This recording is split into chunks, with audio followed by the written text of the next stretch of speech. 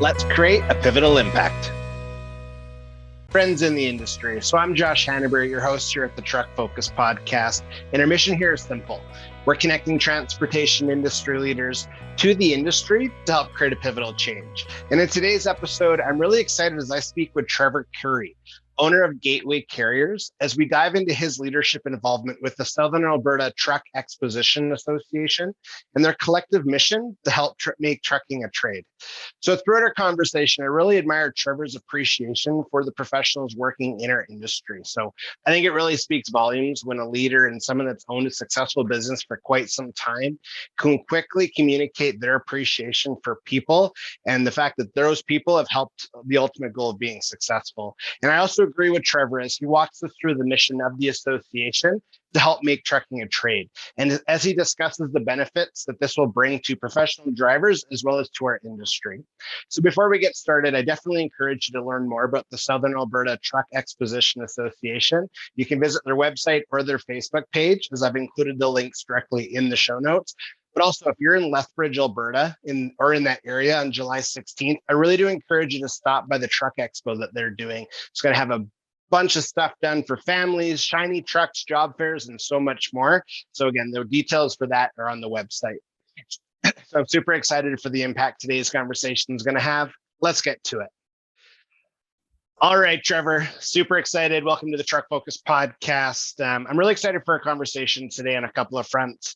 First, just being obviously an owner of a business, I really respect just what you've had to navigate through over the last handful of years within industry, but also as we dive into a really important topic, how do we create trucking as a trade? And when I learned more about the Southern Alberta Truck Exposition Association down in Lethbridge, I get really excited when I'm like, yes, industry leaders, they're actually doing something about a big problem that, as I learned more about yourself on our last call, you get it, you really care, you're a leader in this space. So I think collectively our conversation will be really good. And I'm just really happy to have you on, man. Welcome. You bet. Thanks for having me. Absolutely. Why don't you start us off, kind of give us a rundown of who you are, talk about your company a little bit if you'd like, and then we'll navigate from there. Yeah, I got into trucking back in the early 90s. I ran out of student loan money for various reasons. So I ended up working at a hay plant and stuff has to come from somewhere. So I started heading out to bring the product in, help stack hay. Got to the point that we were going farther and farther for it. So I had to start driving because we just everybody ran out of steam. And it just escalated from there. I think I hauled hay for a couple of years and I went into the livestock hauling industry. Shortly after that, I think I was 20 or 21 when I bought my first truck and it just kept going from there. Now I'm the owner and general manager of Gateway Carriers. Currently I've got 18 company trucks on the road. And a half dozen or better lease operators moving livestock throughout the Western Canadian provinces and the Pacific Northwest. Good for you, man. That's a young age to own your own truck, and that's some good progression to get there. I guess what happened from 1 to 2? Like, what can you kind of talk us quickly through? Like when you're like, yeah, I have one truck now. I need to get a second, or I need to team up with someone so there's more capacity. Can you kind of walk us through that quickly? Oh, yeah, absolutely. I had the one I was driving myself, and I thought, if one's good, two must be better. That's a lesson I've also learned, that two doesn't work. So thought if two doesn't work, maybe five will. So I moved up to five, and I was pretty young. I think I was 24, 25 years old, had half of the 5 or 6 trucks. Got a pretty good lesson when you have all your eggs in one basket and the trustee comes and hauls the stuff away. That opens your eyes a little bit and you get to go back to square one. Found some pretty good people that are my partners here now that had some faith in me, propped me up, dusted me off, got me on the straight and narrow, and haven't looked back since.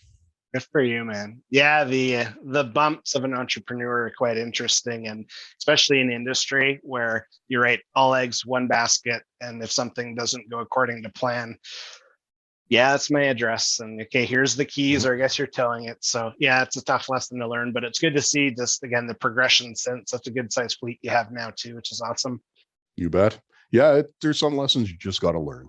Yeah, agreed. And some of them you have to learn the hard way. The hard knocks are pretty good educator.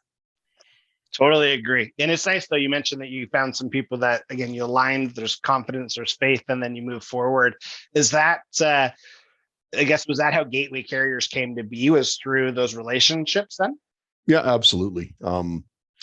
I was actually working for some of the people that are at Gateway now, previously when I was running my own little half dozen trucks, and there was some big changes in the livestock industry at that time. They basically quit exporting cattle to the United States and don't need very many trucks to move cattle 100 kilometers compared to 1,500 kilometers. So all of a sudden we were overloaded with trucks and equipment in southern Alberta. So something had to give. You can only jump ship so fast. And I just, one of the guys wasn't fast enough. I got caught in it. But the people I'm partnered and aligned with now, they had faith in me. Like, they didn't think it was just complete mismanagement on my behalf. A lot of it was just caught in circumstance.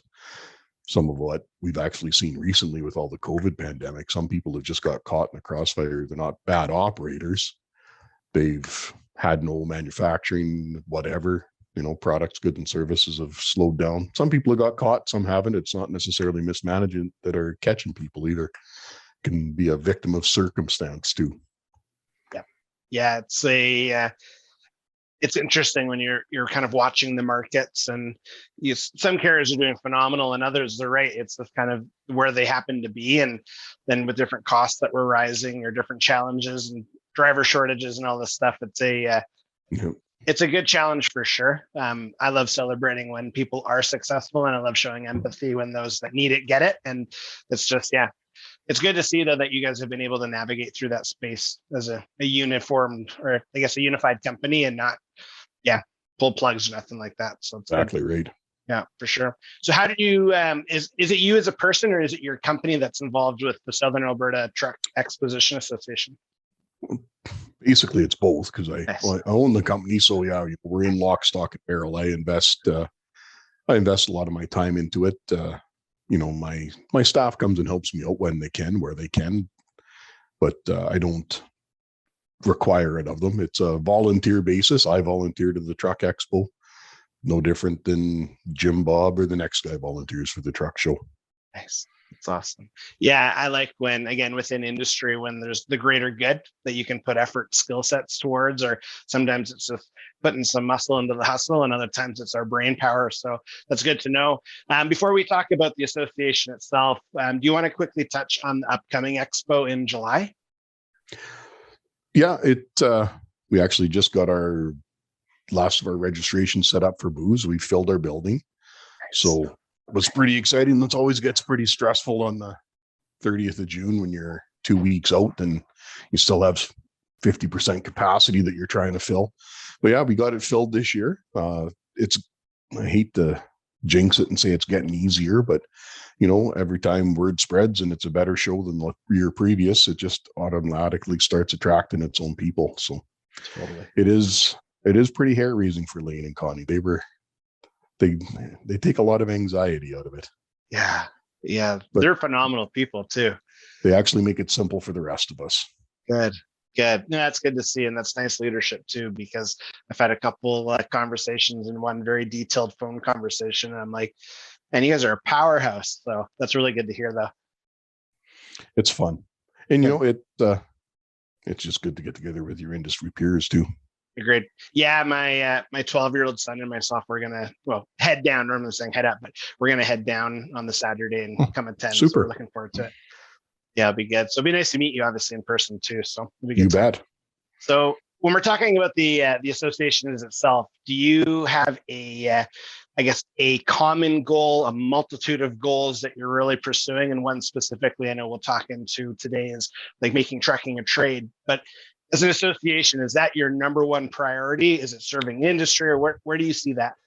It's kind of morphing into trucking as a trade. That's our push. That's our goal. I wouldn't necessarily say that's our mantra. Originally it was just about recognition.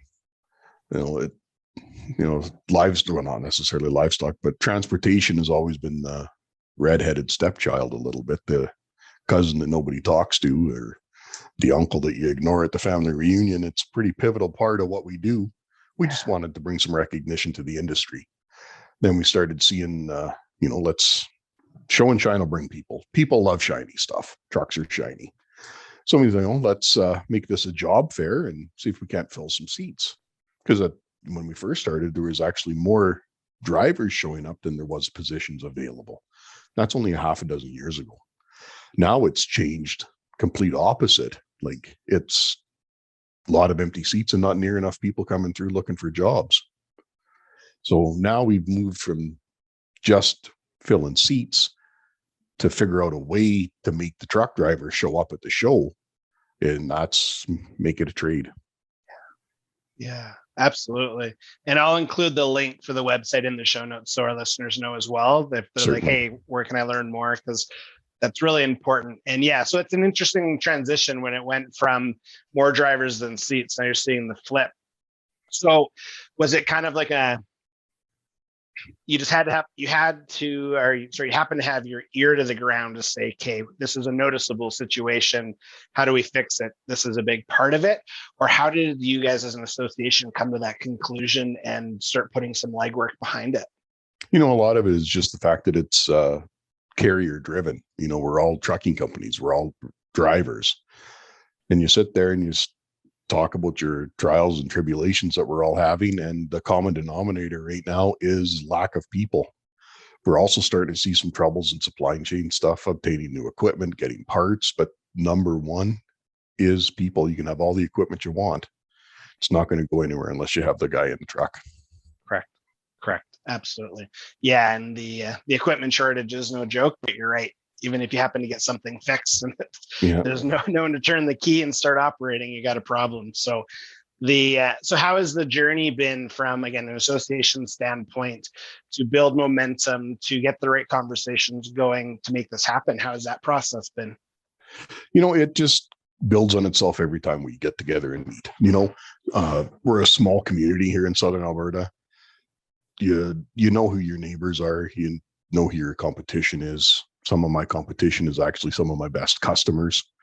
So, you sit and talk and you come up with your common interests, which are currently fuel surcharges, labor shortages, equipment problems. Southern Alberta, we're huge exporters down here. A good portion of us, it's the troubles at the border, vaccine mandates. It's just all the things that you start talking about. Can't solve the world's problems in the trucking industry with a truck expo. So we've kind of focused in on trying to deal with the driver problem currently. And that's what's the big push. It's awesome, man. That's good. And we need that. And I was in a conversation actually earlier today where there's some people in general that just like having a conversation about the same thing. And then there's action takers and people that are really focused on, okay, I see how the solution can be implemented. Now we're going to put some muscle behind it and actually make it happen. So it's nice to see that where it's, no, we're going to put a lot of effort here, and volunteering takes time after, obviously. You probably work a lot longer than I do most days. So there's a lot there. And I just really admire that for sure. Yeah, I don't work that long. I've got good people. Good. I'm pretty fortunate. Good. That's good. So what's the response been like? So when, again, as an association, you're together, you're talking amongst yourselves, you're talking with your neighbors and competitors. What's the response been like from other forms of industry? Is there conversations happening maybe with governments or with other associations to say, yeah, we can work, collaborate, that kind of thing? Or how's that response been? Yeah, actually, our local member of parliament, Rachel Thomas, that lady has been an absolute rock star. She has been 100% supportive of us her whole term. There's been some surprises. Our first year, I had the good fortune of chatting with our local mayor, and he had a deer in the headlights look. I asked, how's it going? He's like, he says, I thought this show would just be flannel shirts and cigarettes. He says, I'm surprised it's families and baby strollers. Like, there's a good portion of the population here in Southern Alberta that is involved in the transportation industry, not necessarily in the seat, manufacturing, warehousing, agricultural. It's a big, widespread industry with a lot of fingers into a lot of places. People don't realize how vast transportation is, logistics, all of it. Like, The city of Edmonton's one of the largest carriers in the province, surprisingly enough. Home Depot, they have no idea, but they're actually a trucking company. It's surprising how far and vast it goes. Your kid rides to school on a bus that's driven by a professional driver. It a lot of it is just to open people's eyes to see how far we go. Yeah, so true. And it's interesting when so when you're talking about like it's everywhere, literally it is. And I have lots of conversations. And when you define it by weight, because most people think like if you're in society and you're not in quote unquote trucking, they think trucking is semi and trailer rolling down the road. And as we know, nope, it is the school buses. It's the landscapers that are hauling an F-350. Well, depending on how you register your vehicle, it's determined by weight, but so many scenarios where you're absolutely right. We're impacted by it every day. And the shortage, it's not just semi and trailer. That's a big component of it, but it's okay. You want to build a new house. Are you going to get the supplies there if Home Depot or Home Hardware, whoever, doesn't actually have someone qualified to operate that because they don't have a class 3 or class 1 with air? The problem could be quite significant. And that's when society, I think, will realize, but we don't want it to get to that point, obviously. So it's just nice to see your advocacy for sure. Yeah, a little while ago, supply chain wasn't a household word. Now it's starting to open a lot of people's eyes. They're starting to see the issues that are involved. Yeah, agreed with the toilet paper scares. And even though the saying's been around forever, I still don't think you can say it enough, is if you got it, a truck brought it. And just keeping that a couple of words in perspective, I think, is important for sure.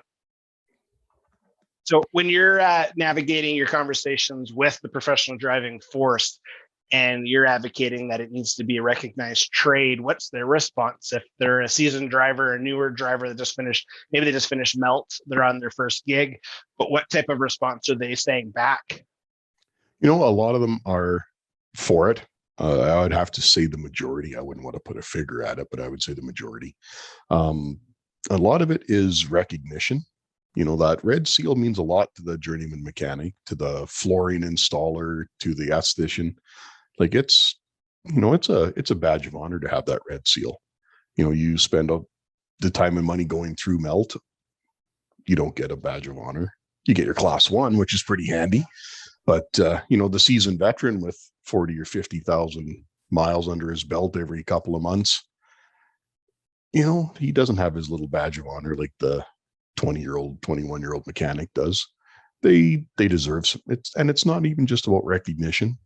It's about saying I'm a safe, well-trained professional. Yeah, I agreed. I can't remember what exactly it was, but when you were before a plastic CDL, wasn't it?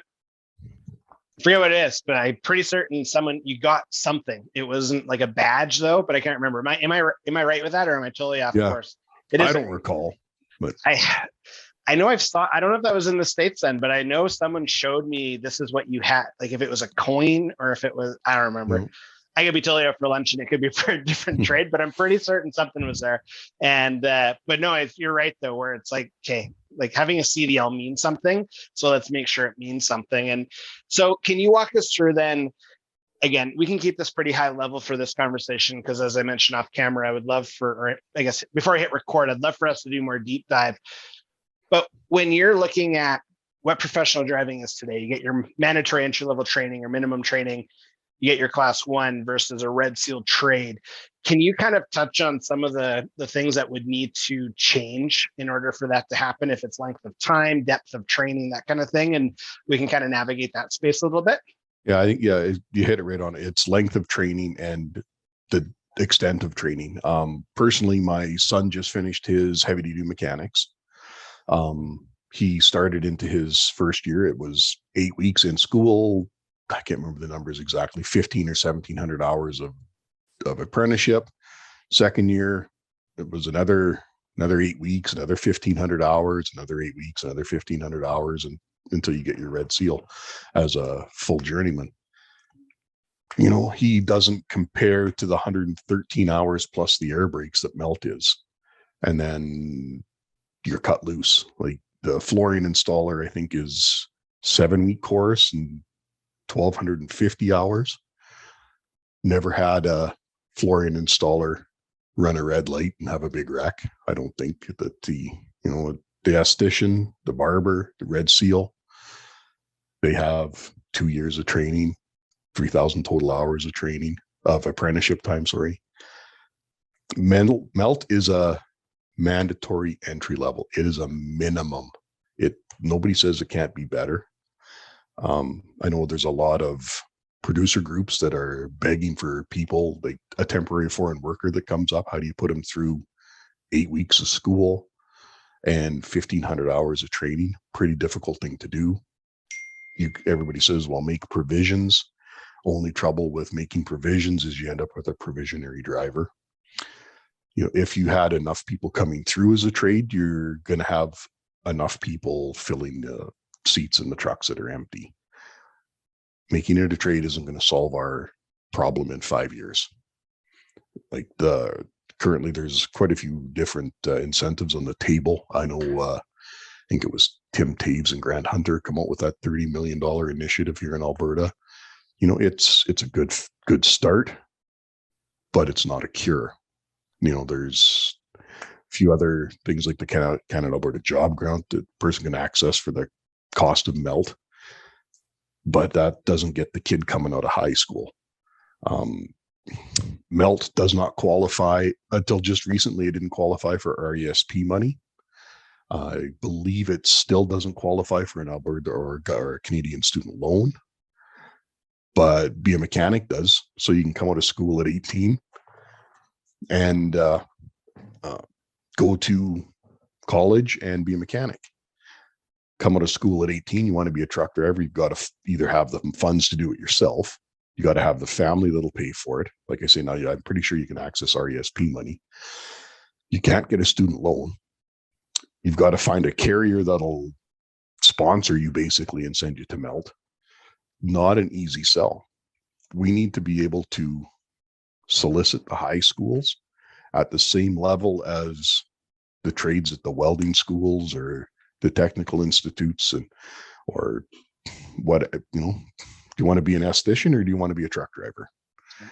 Because I've had some ladies that have been pretty good truck drivers. They might have been pretty good estheticians if that's what they chose to do, but they were impressive people. They did good work. We need to be able to get those people attracted into our industry. The U.S. military doesn't take people at 21. They take them at 18 because by the time they turn 21, they've already got a career path. You're not going to get them back. You got to start young. Yeah, agreed. Yeah, you got to put some pride into the entire profession too. And I think especially just with the younger generations, progression, attitude, pay, those are really important components. So it's good to see. Yeah, trucking is a good livelihood. It's a good career. We can't sell ourselves short of what we can do for people. Yeah, agreed. So with the conversation with insurance, has there, I guess I'll ask the question, has there been conversations with insurance companies? Because that 3-year minimum requirement for a lot of different sectors of industry, where if someone became a professional driver through the Red Seal program, that would kind of help void part of that or change that limitation. Do you know? That would be a hope. We haven't had that conversation.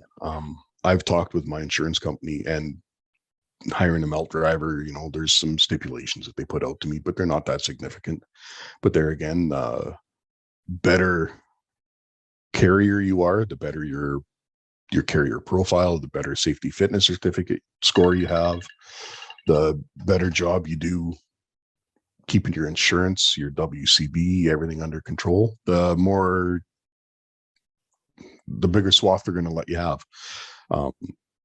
Would we be able to sit down with the Canadian Insurance Bureau and say, hey, if we put this trade program together, can we get some insurance concessions? We don't know what that answer is going to be yet. I honestly don't think that's a place that safe will ever get to. There's only so far we can go. But if we can get enough people making enough noise, maybe the Insurance Bureau of Canada will come to the table instead of us chasing them. Yeah, that's a good way to look at it. But yeah, what's nice too is, as you know, it's a marathon, not a sprint. So it takes, again, where you are today and where you guys were, I guess, a few years ago, and just this constant movement in the right direction, so that way it can happen. So what, or I guess where or what can people do if they want to get involved, if it's industry, if it's other carriers, maybe different components of the supply chain that maybe they want to learn more, maybe they want to actually come volunteer? Is it best if to contact you guys through the website, or what's kind of the best route to take there? Yeah, the website, Facebook, track us down. I think Connie has our list of directors and so on the Facebook and on the web page. Phone us, stop in. I think we've had a few people. There's Sate stickers up. Somebody even come and put one on my fridge. I don't even know where it come from, but track us down. There's phone numbers. Phone somebody. Ask whomever. It's just a matter of cut the apathy. Yeah, absolutely. Okay, no, that's appreciative. And again, the links are in the show notes. So the Facebook link, the website link, and then, yeah, if there's anything that I can do, if my listeners want to reach out, please do. I'll gladly get you if it's in contact with Trevor or anyone else. Again, I'll meet more people I know, obviously, in 2 weeks. So I'll definitely be a funnel for that the best that I can as well. So I have a couple of staple questions that I like to ask before we finish today. And one of them is talking about is asking about leadership. And you're obviously a leader.